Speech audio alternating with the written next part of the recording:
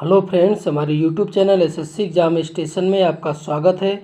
तो आज हम जीके जीएस का बीपीएससी शिक्षक भर्ती प्रैक्टिस सेट नंबर 3 लेकर आए हैं। तो आइए हम लोग एक एक करके स्टार्ट करते हैं। तो पहला क्वेश्चन है कि निम्नलिखित में कौन सा सहायक संधि की विशेषता नहीं है। तो कौन सा नहीं है, तो ये देशी रियासतों की आंतरिक शासन कंपनी के अधीन होगी।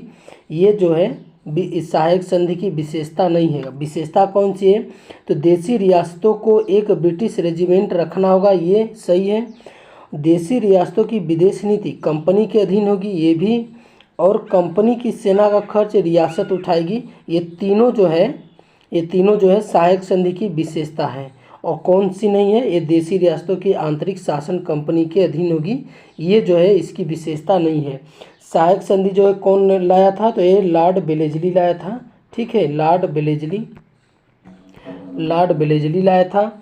और सबसे पहले ये हैदराबाद को ये सहायक संधि के द्वारा अंग्रेजी राज में मिलाया था, हैदराबाद को। ठीक है, कब मिलाया था, ये 1798 में मिलाया था, 1798 में मिलाया था।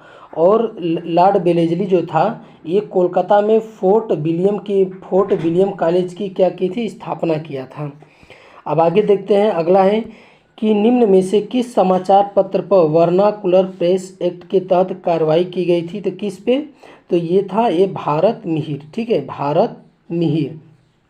अगर हम वर्नाकुलर प्रेस एक्ट की बात कर लेते हैं, तो ये जो है लॉर्ड लिटन के समय जो है वर्नाकुलर जो प्रेस एक्ट था आया था, किसके, लॉर्ड लिटन के द्वारा। ठीक है, इसके शासनकाल में आया था। और इसमें क्या प्रावधान था, तो इसके तहत कोई भी आपत्तिजनक, अगर कोई चीज़ आपत्तिजनक छपती है, चाहे वो भारत सरकार की, ब्रिटिश सरकार या महारानी विक्टोरिया के खिलाफ कोई भी आपत्तिजनक चीज़ छापी जाती है, तो उसका प्रिंटिंग प्रेस सहित सारी जो है संपत्ति क्या हो जाएगी, जब्त कर ली जाएगी। ठीक है, तो ये जो है वर्नाकुलर प्रेस एक्ट के तहत लाया गया था। आगे देखते हैं कि इंडिपेंडेंस नामक समाचार पत्र किनके द्वारा प्रकाशित या संपादित किया गया था। तो किनके द्वारा, तो ये मोतीलाल नेहरू के द्वारा किया गया था। अगर हम बात करते हैं चित्तरंजन दास की, तो ये इन्होंने लिया था, क्या लिखा था, इंडिया। ठीक है, इंडिया फॉर इंडियंस लिखा था, इनकी बुक है।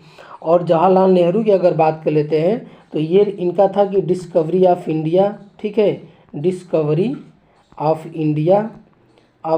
और उसके बाद था ग्लिम्पसेज ऑफ वर्ल्ड हिस्ट्री। ठीक है, ग्लिम्पसेज ऑफ वर्ल्ड हिस्ट्री। और मेरी कहानी, ये इनकी जो है पुस्तक थी। आगे देखते हैं, आगे है कि बाल हत्या प्रथा किस प्रेसिडेंसी में सबसे अधिक थी। तो किस प्रेसिडेंसी में अधिक थी, तो ये थी प्रेसिडेंसी, ये थी आपकी बंगाल में जो है ये बाल हत्या बहुत तब से अधिक था, बाल हत्या। आगे है रेशमी रुमाल षड्यंत्र किससे संबंधित है। तो ये रेशमी रुमाल षड्यंत्र किससे संबंधित है, ये मौलवी उबैदुल्ला सिंधी। ठीक है, ये जो है रेशमी रुमाल किससे संबंधित है, मौलवी उबैदुल्ला सिंधी से संबंधित है। अब आगे देखते हैं, आगे है कि असहयोग आंदोलन के लिए प्रस्ताव किस कांग्रेस अधिवेशन में पारित किया गया था। तो किस अधिवेशन में पारित किया गया था, तो ये आपका पारित किया गया था नागपुर अधिवेशन। ठीक है, नागपुर जो अधिवेशन हुआ था, उसमें जो है असहयोग आंदोलन जो है पारित किया गया था। अगर हम बात कर लेते हैं कि भारत छोड़ो जो है कब पारित किया गया था, तो ये कब प्रारंभ किया गया था। ठीक है, पारित 8 अगस्त 1942 को पारित किया गया था, और प्रारंभ हुआ था 9 अगस्त 1942 को। ठीक है, 9 अगस्त 1942 को किया गया। अगर हम कांग्रेस की बात कर लेते हैं, तो इसकी स्थापना कब हुई थी, ये 1885 में बम्बई में हुई थी। ठीक है, मुंबई में। और इसके जो अध्यक्ष कौन थे, व्योमेश चंद्र बनर्जी। ठीक है, व्योमेश चंद्र बनर्जी इसके जो है अध्यक्ष थे। अगर हम इसके कुछ मुख्य अधिवेशन की बात कर लेते हैं, तो ये 1896 में कलकत्ता में अधिवेशन हुआ था। तो उस समय पहली बार क्या गाया गया था, वंदे मातरम जो है गीत गाया गया था। ठीक है, और उसके बाद 1906 में जो है एक अधिवेशन हुआ था कलकत्ता में, 1906 में कलकत्ता में हुआ था। उस समय जो है स्वराज शब्द का प्रयोग किया गया था। और 1911 में 1911 में जो है ये भी कोलकाता में अधिवेशन हुआ था। उस समय पहली बार क्या जनगण मनगण गाया गया था। ठीक है, अब आगे देखते हैं। आगे निम्नलिखित में कौन पारिस्थितिक तंत्र के विषय में सही नहीं है? तो कौन नहीं सही है? तो ये आपका यह एक बंद तंत्र होता है, तो ये आपका सही नहीं है। ठीक है, पारिस्थितिक तंत्र के विषय में यह एक बंद तंत्र होता है, ये गलत है। और इसकी अपनी उत्पादकता होती है, ये सही है। यह एक प्राकृतिक संसाधन तंत्र होता है, ये भी सही है। और यह एक कार्यशील इकाई होती है, ये भी सही। ये तीनों जो है ये सही है, लेकिन गलत कौन सा है? यह एक बंद तंत्र होता है, ये आपका गलत है। निम्नलिखित में कौन प्रसिद्ध जैविक हॉटस्पॉट क्षेत्र है? तो कौन सा है? ये पश्चिमी घाट, जो पश्चिमी घाट है ये प्रसिद्ध जो है जैविक हॉटस्पॉट क्षेत्र है। और जैविक हॉटस्पॉट क्षेत्र कौन कौन से हैं? तो ये देखते हैं कि ये इंडो बर्मा क्षेत्र है। ठीक है, ये एक है। और एक है हिमालयन क्षेत्र। ठीक है, एक है हिमालयन क्षेत्र, और एक ये पश्चिमी घाट हो गया, और एक है सूडालैंड। ठीक है, एक है सूडालैंड, ये कहाँ है? निकोबार में है सूडालैंड। ये नवीनतम हॉटस्पॉट क्षेत्र है। अब आगे देखते हैं। अगला है कि किस चक्र के संचालन में सौर विकिरण की महत्वपूर्ण भूमिका होती है? तो किस चक्र में? ये है जल चक्र। ठीक है, ये है जल चक्र में सौर विकिरण की क्या होती है? महत्वपूर्ण भूमिका होती है जल चक्र में। गौतम बुद्ध ने संघ में भिक्षुणी या स्त्री के प्रवेश की अनुमति कहाँ दी थी? तो ये कहाँ दी थी? तो ये वैशाली में दी थी। ठीक है, ये वैशाली में दी थी। अगर हम बात कर लेते हैं कि बौद्ध धर्म की स्थापना की, तो ये बौद्ध धर्म में गौतम बुद्ध ने किया था। और इनके जन्म का प्रतीक क्या है? इनके जन्म का जो प्रतीक है वो है कमल। ठीक है, कमल और सांड। ठीक है, कमल और सांड, ये जो उनके जन्म का प्रतीक है। गृह त्याग क्या है? गृह त्याग का प्रतीक क्या है? ये घोड़ा। ठीक है, घोड़ा जो है इसके गृह त्याग का प्रतीक है। और ज्ञान का है बोधि वृक्ष। ठीक है, बोधि वृक्ष जो है ये ज्ञान का प्रतीक है। और इन्होंने अपना उपदेश किस भाषा में देते हैं? तो ये पाली भाषा में। ठीक है, ये पाली भाषा में जो है ये अपना उपदेश देते हैं। आगे देखते हैं। आगे है कि भारत के किस क्षेत्र में सर्वाधिक दैनिक तापांतर पाया जाता है? तो किस क्षेत्र में पाया जाता है? ये मरुस्थलीय क्षेत्र में जो है सबसे ज़्यादा जो है दैनिक तापांतर पाया जाता है। क्यों? क्योंकि दिन के समय जो रेत है वो जल्द ही गर्म हो जाते हैं, और रात के समय जल्द ही ठंडा हो जाते हैं। ठीक है, तो इनके बीच के जो तापांतर है वो ज़्यादा पाया जाता है। और जो जल होता है वो देर से गर्म होता है और देर से ठंडा होता है। आगे देखते हैं। अगला क्वेश्चन है कि 3 जनवरी को उपसौर की घटना होती है। तो 3 जनवरी को उपसौर की घटना होती है, तो इस दिन पृथ्वी जो है सूर्य की दूरी जो है सबसे न्यूनतम होती है। मतलब कि इस दिन जो है सूर्य जो है पृथ्वी के नज़दीक होता है। ठीक है, तो ये 3 जनवरी को ये ऐसी घटना होती है।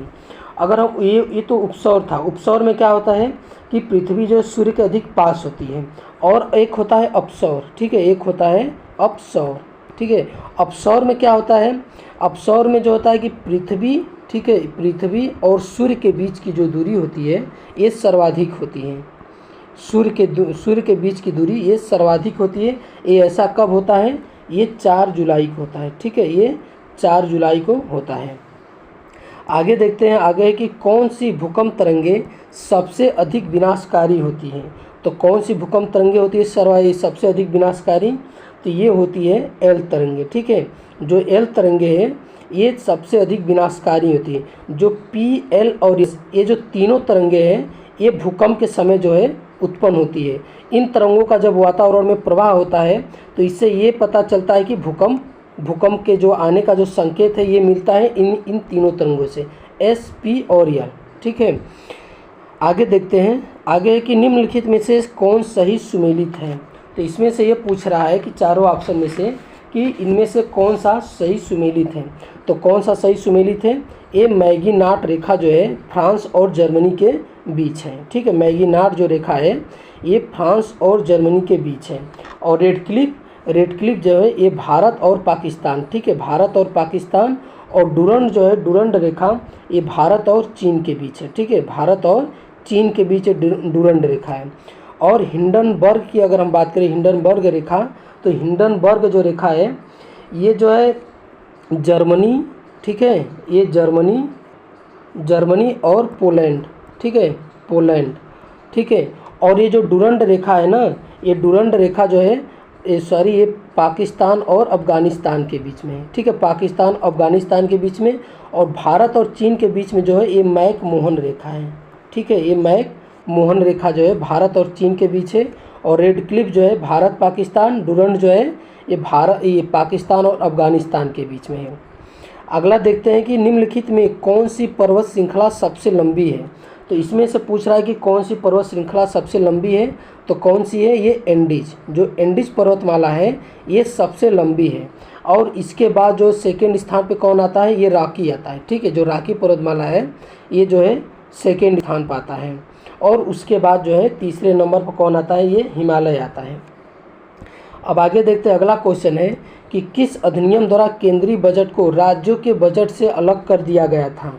तो ये किस अधिनियम के द्वारा, तो ये आपका भारत शासन अधिनियम 1919 जो है, इस अधिनियम के द्वारा केंद्रीय बजट को राज्य के बजट से अलग कर दिया गया था।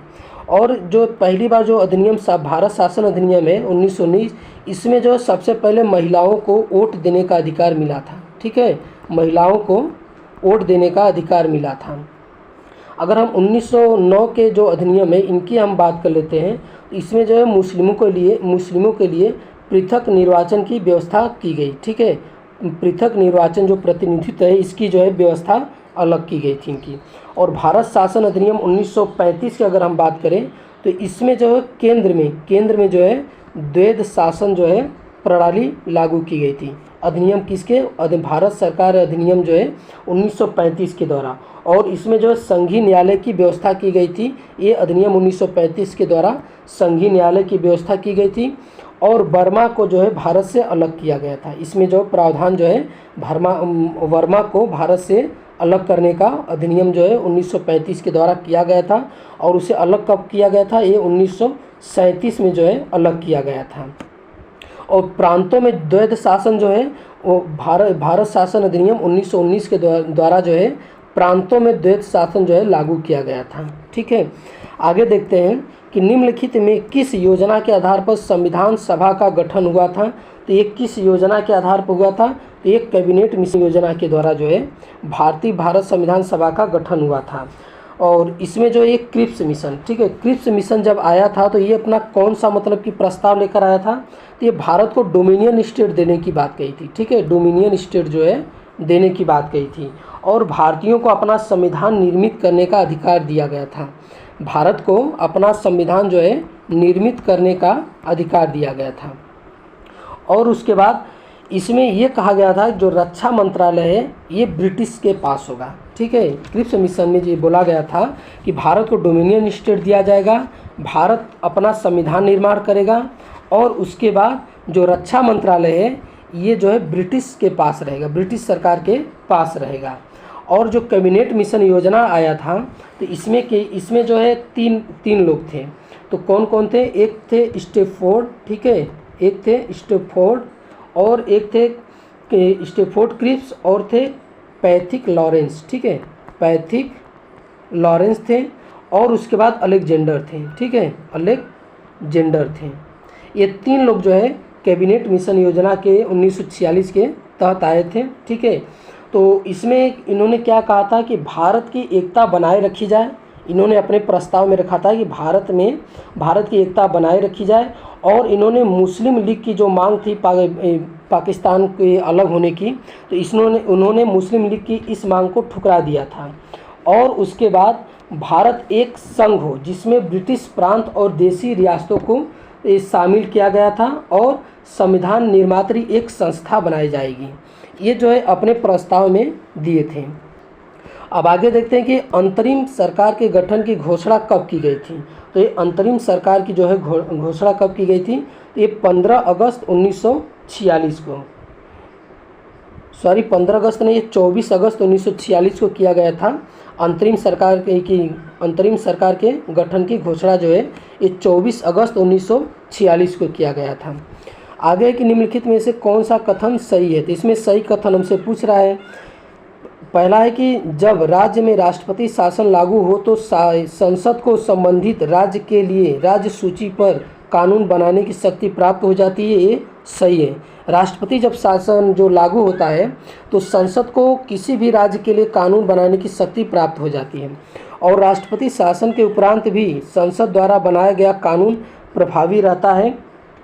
तो ये जो है हाँ रहता है, उसमें जो है अगर राज्य चाहे तो प्रभावी रहता भी है, और जो कुछ जैसे कि कानून बनाए जाते हैं जो हमेशा के लिए जो है ये लागू रहता है। तो ये कथन कौन सा है, ये आपका दोनों सही है। ठीक है, 1 और 2 ये दोनों सही हैं। अब आगे है अगला क्वेश्चन है कि अनुच्छेद 54 का संबंध निम्नलिखित में से किससे है। तो अनुच्छेद 54 का संबंध किससे है, तो ये राष्ट्रपति के निर्वाचन से है, राष्ट्रपति के निर्वाचन से है। और अनुच्छेद 52 में कि किसका वर्णन है, ये राष्ट्रपति का है। ठीक है, राष्ट्रपति का जो है अनुच्छेद 52 में जो है कि भारत का एक राष्ट्रपति होगा। ठीक है, और 61 में जो है राष्ट्रपति पर क्या है, महाभियोग। ठीक है, महाभियोग अनुच्छेद 61 में है। और 72 में क्या है, ये क्षमादान है, राष्ट्रपति द्वारा जो है क्षमादान दिए जाने का वर्णन किस में है, ये अनुच्छेद 72 है। और 123 में क्या है, 123 में है अध्यादेश। ठीक है, अध्यादेश जो है 123 में जो है वर्णन है। अब आगे देखते हैं, आगे है कि निम्न कथनों में कौन सा गलत है। इसमें पूछ रहा है कि कौन सा कथन जो है गलत है। राज्य लोक सेवा आयोग के सदस्यों व अध्यक्ष की नियुक्ति राज्यपाल द्वारा की जाती है, तो ये आपका सही है। राज्य लोक सेवा आयोग के अध्यक्ष या सदस्य कार्यकाल के बाद को पुनः नियुक्त नहीं किया जा सकता, ये भी सही है। राज्य लोक सेवा आयोग के अध्यक्ष या सदस्यों के वेतन भत्ता राज्य संचित निधि से दिया जाता है, जबकि पेंशन भारत संचित निधि से दिया जाता है, तो ये आपका ऑप्शन यही गलत है। और राज्य लोक सेवा आयोग के सदस्यों व अध्यक्ष को उसके पद से हटाने की शक्ति राज्यपाल के पास नहीं है, तो ये आपका सही है। ये तीनों सही है, और गलत कौन सा है, ये ऑप्शन सी जो है आपका गलत है। आगे देखते हैं, वित्त आयोग के संबंध में निम्नलिखित पर विचार करना है। तो वित्त आयोग में एक अध्यक्ष पद व 2 सदस्य होते हैं, तो ये आपका गलत है। ठीक है, एक अध्यक्ष और दो सदस्य होते हैं, ये आपका गलत है। इसमें कितने सदस्य होते हैं, ये 4 सदस्य होते हैं, एक अध्यक्ष और 4 सदस्य होते हैं। इनका कार्यकाल राष्ट्रपति के आदेश के तहत जो है तय किया जाता है। ये इसमें हमसे पूछा है, गलत पूछा है, तो ये भी गलत है। ठीक है, इसमें जो है इसका कार्यकाल जो है राष्ट्रपति के द्वारा तय नहीं किया जाता है, और इनकी पुनर्नियुक्ति नहीं हो सकती, ये आपका सही है। तो इसमें से गलत कौन सा है, ये ऑप्शन सी है कि वित्त आयोग का एक अध्यक्ष और 2 सदस्य होते हैं, ये आपका गलत है। और इनका कार्यकाल राष्ट्रपति के आदेश के तहत तय किया जाता है, ये दोनों जो है गलत हैं। अब आगे देखते हैं, अगला क्वेश्चन है कि निम्न में कौन आरबीआई की मौद्रिक नीति की मात्रात्मक उपकरण है। इसमें जो है मात्रात्मक जो है उपकरण पूछा है कि मौद्रिक नीति के, तो इसमें से पूछा कि कौन सा है, तो कौन सा है ये आपका, तो ये आपका वैधानिक तरलता अनुपात है, नगद आरक्षित अनुपात है, और खुले बाजार की क्रियाएं। ये तीनों जो है ये मात्रात्मक जो है मौद्रिक नीति के मात्रात्मक जो है ये उपकरण है। ठीक है, ये आरबीआई द्वारा लागू किया जाता है, ये ऑप्शन डी है। और अगर हम बात कर लेते हैं गुणात्मक की, ठीक है, ये गुणात्मक की, अगर हम गुणात्मक की बात कर लेते हैं तो इसमें जो है न्यूनतम सीमा का निर्धारण होता है, और नैतिक दबाव व सलाह होता है, और साख मानदंड का निर्धारण। ठीक है, ये जो है आरबीआई की जो अपना जो साख नियंत्रण होता है, ये जो है इसका गुणात्मक में ये 3 आते हैं, और मात्रात्मक में ये वैधानिक तरलता अनुपात, नगद आरक्षित अनुपात, खुले बाजार की क्रिया, रेपो रेट, ठीक है, और रिवर्स रेपो रेट। ठीक है, रिवर्स रेपो रेट, ये सब जो है मात्रात्मक में आते हैं, और गुणात्मक में जो है न्यूनतम सीमा का निर्धारण, नैतिक दबाव व सलाह, और साख मानदंड का निर्धारण। ये जो है ये सभी जो है आरबीआई द्वारा साख नियंत्रण के लिए लागू, ये नियम है उनके। ठीक है, आगे देखते हैं, प्रधानमंत्री किसान संपदा योजना का मुख्य उद्देश्य क्या है। तो क्या है, ये है खाद्य प्रसंस्करण को बढ़ावा देना। ठीक है, ये उनका जो है मुख्य उद्देश्य है। अगला है निम्न में कौन सी समिति FRBM अधिनियम से संबंधित है? तो कौन सी समिति है? ये है NK सिंह समिति। कौन सी? NK सिंह समिति जो है ये FRBM से BM अधिनियम से क्या है? संबंधित है। आगे देखते हैं निम्नलिखित में कौन सा संस्था न्यूनतम समर्थन मूल्य MSP के बारे में भारत सरकार को सिफारिश करता है? तो कौन सी संस्था जो है सिफारिश करता है? तो ये आपका करता है कृषि लागत एवं मूल्य आयोग। ये जो है न्यूनतम समर्थन मूल्य के लिए भारत सरकार को सिफारिश करता है कृषि लागत एवं मूल्य आयोग। सीताध्यक्ष का संबंध किससे है? तो ये किससे है सीताध्यक्ष का? तो ये है भूमि कर विभाग से है। ठीक है, भूमि कर विभाग से ये सीताध्यक्ष का संबंध है। अब आगे देखते हैं कि कश्मीर के क्षेत्रीय इतिहास का सजीव वर्णन किसमें मिलता है? तो किसमें मिलता है? तो ये आपका मिलता है राजतरंगिणी। ये राजतरंगिणी जो है इसमें जो है कश्मीर का जो इतिहास का सजीव वर्णन मिलता है। और किसके द्वारा लिखा गया है? ये लिखा गया है कल्हड़ के द्वारा। ठीक है, ये कल्हड़ के द्वारा जो है लिखा गया है। और अगर हम बात कर लेते हैं कि किताब उल हिंद ये कौन लिखा है? तो ये लिखा है अल-बरूनी। ठीक है, अल-बरूनी जो है किताब उल हिंद, ठीक है, लिखा है। ये जो है ये अल-बरूनी का किताब उल हिंद है। अगर हम बात कर लेते हैं कि रेहला किसका है? एक रेहला, ठीक है, ये रेहला जो है ये किसका है? तो ये इब्न बतूता का है। ठीक है ना, इब्न बतूता का ये रेहला जो है पुस्तक है। अब आगे देखते हैं सिजदा व पैबोस प्रथाओं की शुरुआत निम्न में से किसने की थी? तो ये सिजदा व पैबोस जो है ये बलबन द्वारा जो है शुरू किया गया था। बलबन ने एक नीति अपनाई थी अपने दुश्मनों के प्रति। कौन सी है? लौ, ठीक है, लौ एवं रक्त की नीति। ठीक है, लौ एवं रक्त की नीति जो है बलबन ने अपने दुश्मनों के प्रति अपनाई थी। अगर हम बात कर लेते हैं इल्तुतमिश ने कुतुब मीनार का निर्माण जो है ये पूर्ण करवाया था। ठीक है, इल्तुतमिश ने कुतुब मीनार का क्या है जो निर्माण था इन्होंने ही पूर्ण करवाया। और उसके बाद इक्ता प्रणाली भी इल्तुतमिश ने चलवाई थी। कौन? इक्ता प्रणाली, इक्ता। ठीक है, ये इक्ता प्रणाली जो है इल्तुतमिश के द्वारा चलाई गई थी। और अगर हम बात कर लेते हैं अकबर ने दास प्रथा का अंत कब किया था? ये 1562 में जो है दास प्रथा का अंत किया था। और तीर्थ यात्रा कर समाप्त किया था कब? ये भी 1562 में जो है तीर्थ यात्रा कर समाप्त किया था। और जजिया कर, ठीक है, जजिया कर जो है जो हिंदुओं पर लागू होता था इसकी समाप्ति इन्होंने 1563 में किया था। ठीक, अगर हम बात कर लेते हैं महमूद गजनवी जो है भारत पर 17 बार आक्रमण किया था। कितनी बार? ये 17 बार जो है महमूद गजनवी ने भारत पर आक्रमण किया था। और सबसे इसका जो चर्चित जो है आक्रमण था वो 1025 में जब इन्होंने सोमनाथ मंदिर को लूटा था। ये उसका सबसे चर्चित आक्रमण था। आगे देखते हैं उत्बी कौन था? ये पूछ रहा है कि उत्बी कौन था? तो उत्बी कौन था? यह एक इतिहासकार था। उत्बी जो है एक इतिहासकार था।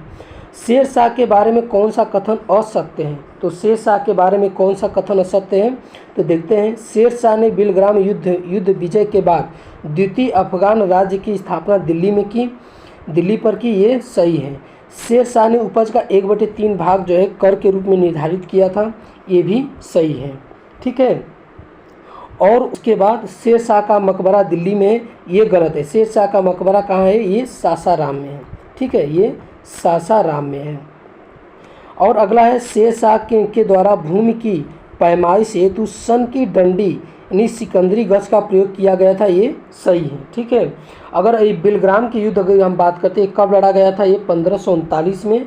और कन्नौज का, ठीक है, कन्नौज का युद्ध जो है ये 1540 में लड़ा था। इन दोनों युद्ध में शेर शाह जो है हुमायूं को हराया था। ठीक है, शेर शाह जो है ये हुमायूं को क्या किया था? पराजित किया था। अब आगे देखते हैं कि निम्न किस प्रसिद्ध शासक द्वारा अमुक्त माल्यद लिखी गई है? तो किसके द्वारा ये लिखी गई है? कृष्णदेवराय। क्या? कृष्णदेवराय के द्वारा अमुक्त माल्यद लिखी गई है। इनकी एक और रचना है जाम्बवंती। क्या? जाम्बवती। ये संस्कृत में इनकी लिखी गई है, प्रसिद्ध रचना है। ये भी कृष्णदेवराय की। अगर हम कृष्णदेवराय की बात कर लेते हैं तो ये तेलुगु के साहित्य का, इनके शासनकाल को क्या बोला जाता है? तेलुगु साहित्य का स्वर्णकाल बोला जाता है। तेलुगु साहित्य का स्वर्णकाल बोला जाता है क्योंकि इनके जो शासनकाल में तेलुगु साहित्य के 8 श्रेष्ठ कवि थे। क्या 8 श्रेष्ठ कवि थे? 8। इसलिए इनके जो शासनकाल को तेलुगु साहित्य का स्वर्णकाल बोला जाता है। आगे देखते हैं, दिल्ली सल्तनत के सभी सुल्तानों में सर्वाधिक समय तक शासन निम्नलिखित में से किसने किया था? तो सबसे अधिक शासन किसने किया था? तो ये किया था आपका ये बहलोल लोदी ने। कौन? बहलोल लोदी ने किया था सबसे अधिक समय तक शासन। ठीक है, अगर लोदी वंश की हम बहलोल लोदी की बात कर ले तो लोदी वंश का एक क्या था? संस्थापक था लोदी वंश का। ठीक है, अगर अलाउद्दीन खिलजी की बात करें तो अलाउद्दीन खिलजी जो है ये बाजार मूल्य नियंत्रण, क्या? बाजार मूल्य नियंत्रण और अलाई दरवाज़ा और सैनिकों को नगद वेतन और सैनिकों पर जो है हुलिया यानी दागने की प्रथा जो है ये अलाउद्दीन खिलजी ने स्टार्ट किया था। और फिरोज शाह, ठीक है, फिरोज शाह अगर तुगलक की बात करें तो ये ब्राह्मणों पर जजिया कर जो है सबसे पहले इन्होंने यही शासक लागू किया था। ठीक है, ब्राह्मणों पर जजिया कर फिरोज शाह तुगलक ने लागू किया था। आगे देखते हैं, आगे कि निम्नलिखित में कौन सा पदार्थ केंद्र में सर्वाधिक मात्रा में पाया जाता है? तो कौन सा पदार्थ? ये प्रोटीन। ठीक है, प्रोटीन जो है केंद्र में सर्वाधिक मात्रा में जो है पाया जाता है। प्रकाश संश्लेषण की प्रकाशिक अभिक्रियाएं क्लोरोप्लास्ट में कहाँ संपन्न होती हैं? तो ये कहाँ संपन्न होती है? तो ये ग्रेना में संपन्न होती है। कहाँ? ग्रेना में। हेलोफाइट से होता है। हेलोफाइट्स क्या होता है? तो ये पूछ रहा है कि हेलोफाइट्स क्या होता है। तो ये क्या होता है? ये वे पौधे जो लवड़ों वाली मिट्टियों में उगते हैं उसे क्या बोलते हैं? हेलोफाइट्स। मतलब कि जो नमकीन मिट्टी में उगते हैं, यानी लवड़ों वाली मिट्टी में जो उगते हैं उसे हम क्या बोलते हैं? हेलोफाइट्स बोलते हैं। ठीक है, आगे देखते हैं। अगला क्वेश्चन है कि निम्न में कौन सा टेस्ट AIDS के लिए किया जाता है? तो कौन सा टेस्ट जो है AIDS के लिए किया जाता है, यानी एड्स के लिए किया जाता है? तो कौन सा टेस्ट किया जाता है? ये आपका है PCR। ठीक है, कौन? PCR, CD4 और एलिसा। ठीक है, ये तीनों टेस्ट जो है ये जो है एड्स के लिए किया जाता है। अगर हम बात कर लेते हैं कैंसर के लिए कौन सा टेस्ट किया जाता है? ये ठीक है, बायो स्पाई जो है कैंसर के लिए किया जाता है। और टाइफाइड, ठीक है, टाइफाइड के लिए वीडल टेस्ट। ठीक है, वीडल WIDAL वीडल टेस्ट जो है टाइफाइड के लिए किया जाता है। अब आगे देखते हैं कि निम्न में कौन सा रुधिर वर्ग के रुधिर प्लाज्मा में कोई एंटीबॉडी नहीं होता है? ठीक है, तो कुछ में नहीं होता है कोई एंटीबॉडी। तो ये AB में जो है कोई एंटीबॉडी नहीं होता है। अगर हम A की बात कर लेते हैं तो A में जो है B होता है एंटीबॉडी और B में जो है A होता है। B का एंटीबॉडी A होता है, A का B होता है, AB का कोई नहीं होता है और O का कौन होता है? AB होता है। ठीक है, AB होता है।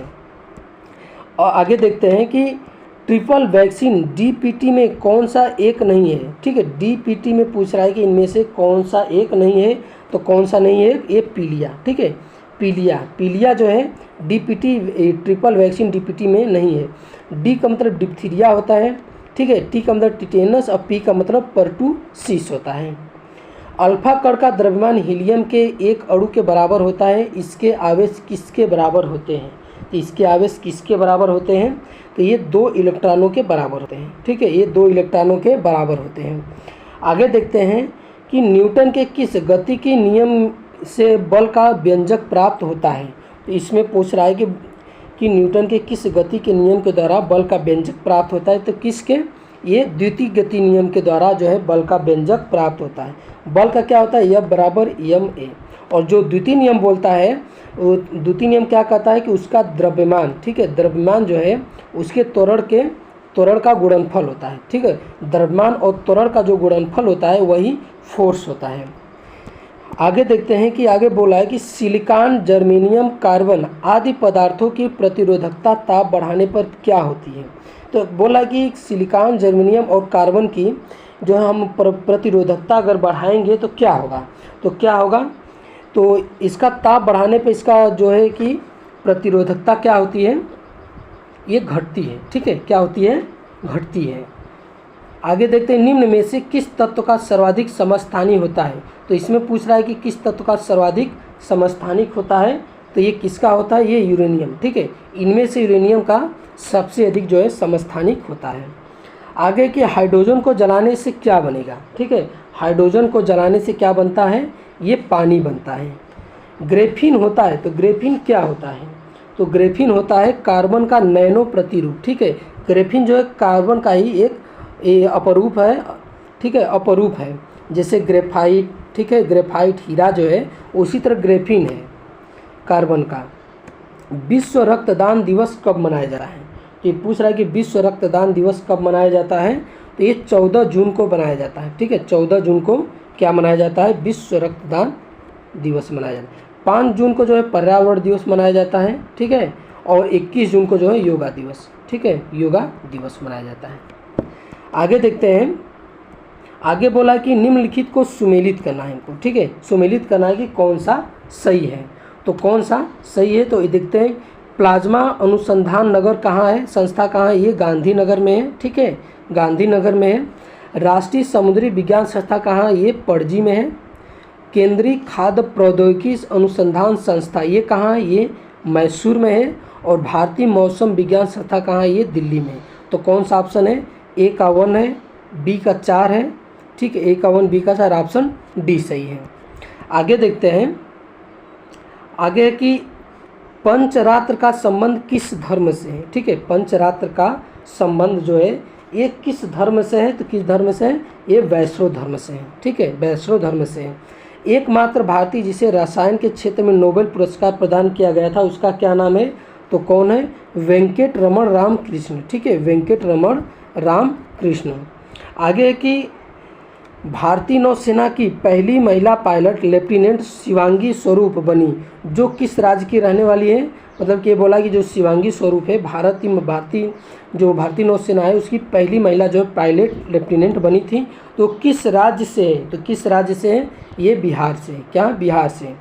तो ये हमारा जो है बीपीएससी शिक्षक भर्ती का प्रैक्टिस सेट नंबर 3 था। तो ये हमारा वीडियो आपको कैसा लगा, अच्छा लगा तो हमारे चैनल को सब्सक्राइब कर लीजिए और आगे इसी तरह वीडियो आते रहेंगे। देखने के लिए बहुत बहुत धन्यवाद।